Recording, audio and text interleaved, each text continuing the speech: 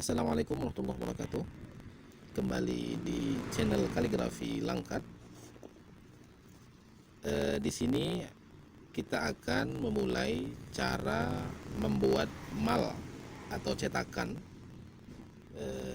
yaitu kalau dalam dunia kaligrafi, mal itu biasanya ada beberapa macam.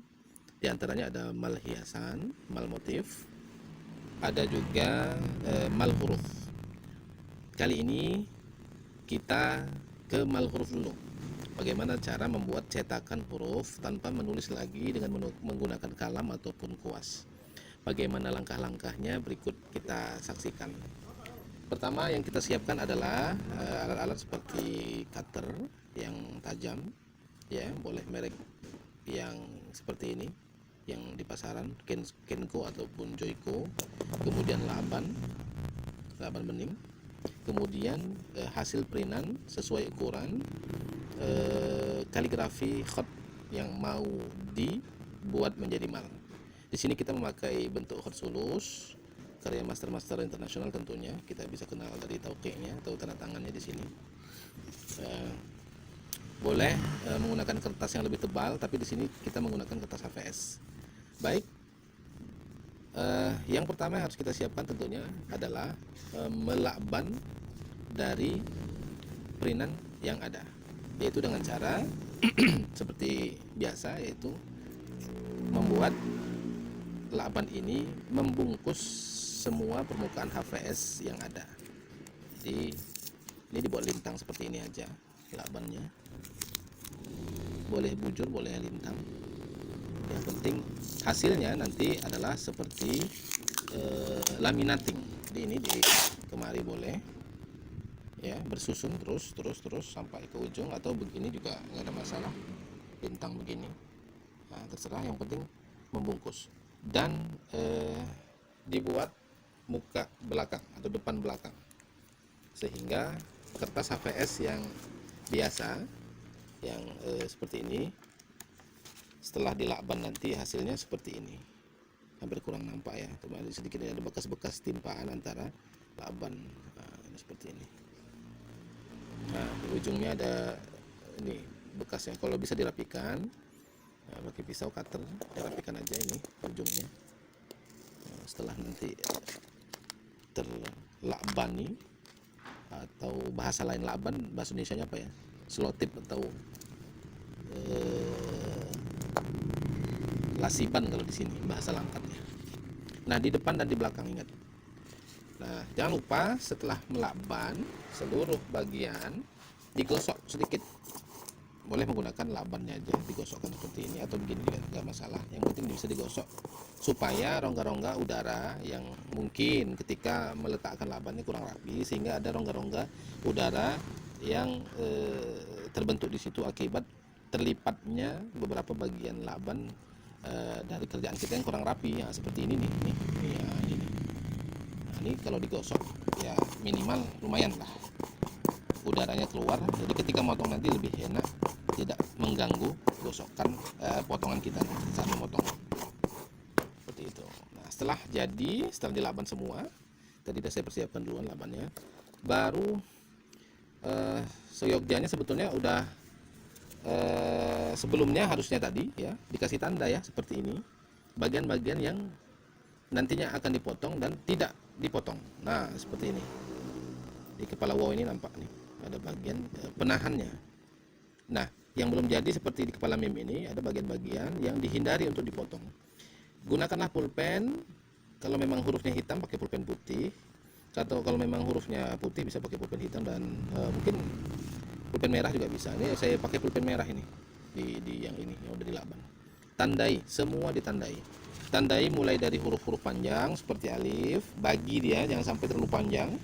Bagi tak jadi bagi 3, bagi 4 atau bagi 2. Kemudian bagian yang tertabrak ini adalah satu bagian yang harus dihindari, harus ada penahannya di ini dan ini, ya. Kemudian bagian-bagian yang ada sudut-sudutnya, dan terutama yang ada lubang-lubangnya seperti wow ini harus dijaga sehingga lubang tengah wow itu tetap aman. Kalau untuk titik nggak perlu dikasih penahan. Kalau untuk sukun boleh juga dikasih penahan sedikit di sudut di sini. dhammah, terutama dhammah ya, di dhammah ini ya, ini harus ada penahan di sini nih. Ini tinta merah ya, kurang jelas sedikit. Nah, di sini sedikit, di sini sedikit. Nah, setelah semua tanda dibuat ya, kalau ada taukik nanti terlalu kecil ya nggak pun nggak apa-apa, nggak masalah. Tapi kalau bisa, ini adalah bentuk penghormatan, penghargaan kita terhadap si penulis. Kalau bisa dilobangi, kalau nggak ya nggak jadi masalah sih sebetulnya. Oke, baik. Setelah itu melubangnya seperti ini, yang seperti saya bilang tadi, setelah dilaban. Tapi ya ini kebetulan belum dilaban, ini yang sudah. Tapi minimal inilah contoh bagian-bagian yang akan dilubangi ini. Ada penahan-penahannya, disisakan dia. Kalau untuk titik seperti ini, kalau untuk yang berlubang seperti ini, sukun seperti ini ya. Nah, jadi bisa aja cutter ini juga hati-hati juga penggunaannya. Selain tajam, memang dia juga ya berbahaya untuk anak-anak di bawah umur. Jadi gunakan dengan semestinya. Ya, ibaratnya ini kita jadikan satu bentuk seperti ini. Jadi harus pelan-pelan, harus bisa menjaga pinggir yang dipotong menjadi benar-benar rapi. Jangan melewati garis huruf yang ada. Kemudian gunakanlah alas itu benda-benda yang lembut. Saya menggunakan triplek di sini. Nah, kalau ternyata ini belum terlalu tajam atau tumpul, ini cutter bisa dipotong ya. Nah, ini gerigi-gerigi cutter itu artinya dia bisa dipatah. Nah, itu gerigi-geriginya, maksudnya bilah-bilahnya itu, batas-batas itu bisa dipatah dengan menggunakan bagian bawah pisau. Kalau Kenko itu bagiannya di sini lubangnya. Kalau Joico biasanya di sini atau sebaliknya ya, di sini. Jadi dimasukkan aja kemari. Masukkan ujungnya satu tangga, patahkan, hati-hati kena mata. Ini ya, dijauhkan dari anak-anak ya, dijauhkan dari tempat kita bekerja kalau bisa, supaya tidak membahayakan anak-anak nanti. Atau bahkan kita sendiri juga bisa berbahaya kalau terinjak. Setelah itu kembalikan kembali bagian belakang pisau. Nah, kembali memotong bagian huruf tadi. Ingat, jangan sampai melewati batas-batas yang kita buat. Upayakan pembatasnya kalau dibuat miring, maka semua harus miring. Ini kan posisinya miring. Nih, miring ke kanan, atas ke kanan ya. Nah, maka semua yang di sini juga bentuknya sama. Nah, jadi harus sama, upayakan. Jadi nanti ada timbul keindahan di situ. Walaupun mungkin nanti setelah ditutulkan huruf-huruf ini disambung lagi dengan menggunakan kuas kecil ketika sudah berada di karton hitam ataupun media-media lain yang sudah ditunjuk atau ditentukan sebagai background dari huruf yang kita buat malnya hari ini. Jadi tetap hati-hati, jangan sampai ada yang koyak bagian-bagian hurufnya seperti ini. Nah, begini ya, ini salah satu contohnya kepala waw ya. Kalau lubang-lubang seperti ini, seperti titik-titik yang bulat seperti ini, tinggal diikuti aja tanpa penahan, juga ada masalah. Hati-hati, pelan-pelan dengan memutar kertas.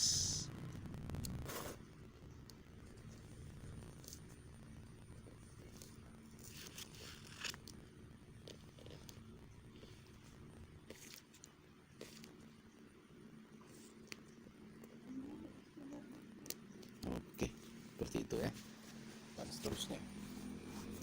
Ya, kalau memang nanti penahan itu kurang jelas, yang saya buat ini mungkin kurang jelas warna merah, lebih jelas putih sebetulnya kayak gini, ya boleh di inisiatif masing-masing bagaimana supaya penahannya ini bisa membuat kita tidak lalai saat memotong. Karena kalau nggak jelas kita bisa lalai, akhirnya terlewatkan bagian yang harusnya tak boleh dipotong, sehingga hasilnya nanti malah membuat mal huruf kita itu mudah koyak. Karena penahan ini adalah fungsinya sebagai kekuatan ya, kekuatan huruf saat nanti ditutul dengan busa. Itu kalau kertasnya ini tidak kuat dan tidak ada penahan, maka bisa jadi akan mengangkat, kertas itu akan mengangkat sehingga bentuk huruf yang seharusnya bagus ketika tutulannya itu masuk ke daerah kertas yang media yang akan kita tutul, sehingga hasilnya tidak rapi seperti itu hasilnya.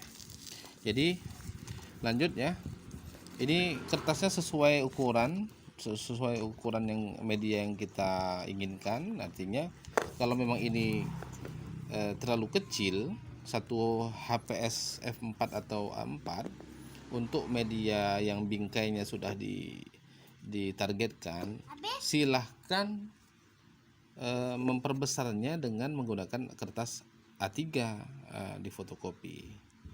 Jadi mungkin itu teknik-teknik yang bisa kita gunakan mempermudah kita untuk menjiplak huruf tanpa menuliskannya lagi.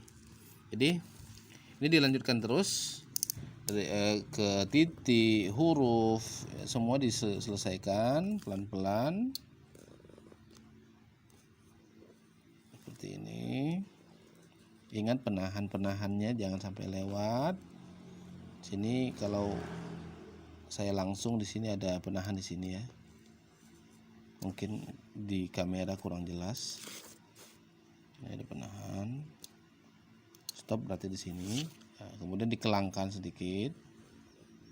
Ya, ukurannya sama dengan yang kepala wow ini. Ukuran penahan di kepala wow ini harus sama. Harus sebesar itu juga lah. Kurang lebih setengah senti ya. Besar kali juga nggak boleh penahannya.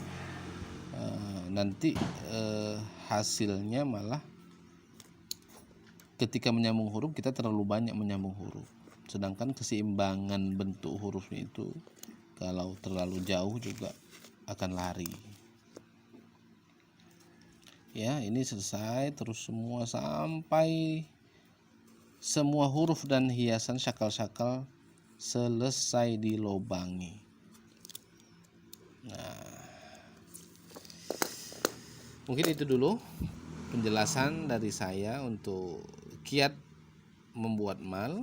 Setelah mal ini jadi, tinggal diletakkan ke media yang akan dijadikan background yang sudah dihiasi ataupun yang bagaimana. Dengan menggunakan busa dan cat putih ini bisa ditutulkan ke lubang-lubang huruf. Setelah itu nanti diangkat, hasil hurufnya yang nampak itu dihubung-hubungkan, karena tadi kan ada penahan putus-putus seperti ini, dihubungkan dengan kuas dan jadilah karya kaligrafi sesuai yang karya asli master kaligrafi nasionalnya, tanpa meleset sedikit pun. Kalau sistem tiru mungkin ada berbeda kala, mungkin ada pemuaian skala dan seterusnya. Tapi kalau seperti ini insya Allah bentuk huruf, kaidah dan seterusnya tetap sama seperti karya aslinya. Demikian, Assalamualaikum warahmatullahi wabarakatuh.